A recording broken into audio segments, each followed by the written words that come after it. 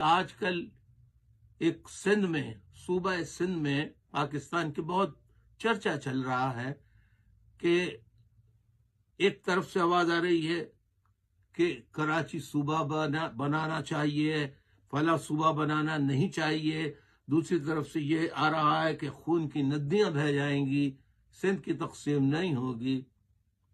اب یہ تقسیم کا مسئلہ جو ہے، اس پر میں نے غور کیا تو جب ملک ایک ہے تو اس کے 4 صوبے کیے گئے، 18ویں آئینی ترمیم پاس کر کے چاروں صوبوں کو بہت زیادہ اختیارات دیے گئے۔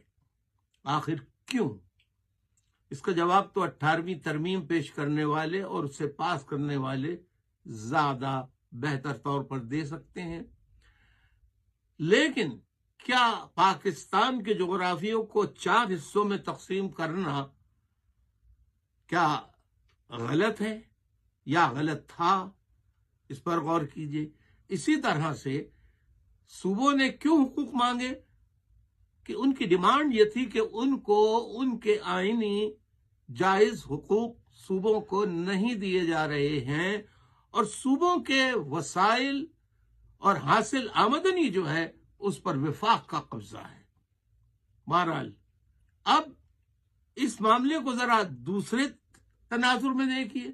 جس طرح 8ویں ترمیم میں صوبوں کی بات کی گئی، اسی طرح اگر صوبہ سندھ میں اربن ایریاز یعنی سندھ کے شہری علاقے، کراچی، حیدرآباد، میرپور خاص، نواب شاہ، سکر، ان جیسے دیگر شہروں کو اگر پاکستان پیپلز پارٹی وہ صوبہ سندھ کا حصہ ہی نہ سمجھے، اور کراچی کا جو حال آج پیپلز پارٹی کی حکومت نے جو 73 سے 1973 سے کسی نہ کسی طرح اقتدار میں آتی رہی ہے، اس نے کراچی کا جو حال کیا ہے وہ آپ سب کے سامنے ہے۔ اب اگر کراچی جو ملک کی کل آمدنی سالانہ جو ہوتی ہے اس میں 60 سے 70% ٹیکسز اور ریونیو کی مد میں ادا کرتا ہے، اور کراچی کو کیا مل رہا ہے؟ کراچی کی سڑکوں کا حال دیکھیے، کراچی میں لاقانونیت دیکھیے، کراچی کے اور بہت سے معاملات دیکھیے۔ ایک لاوارث شہر بن چکا ہے۔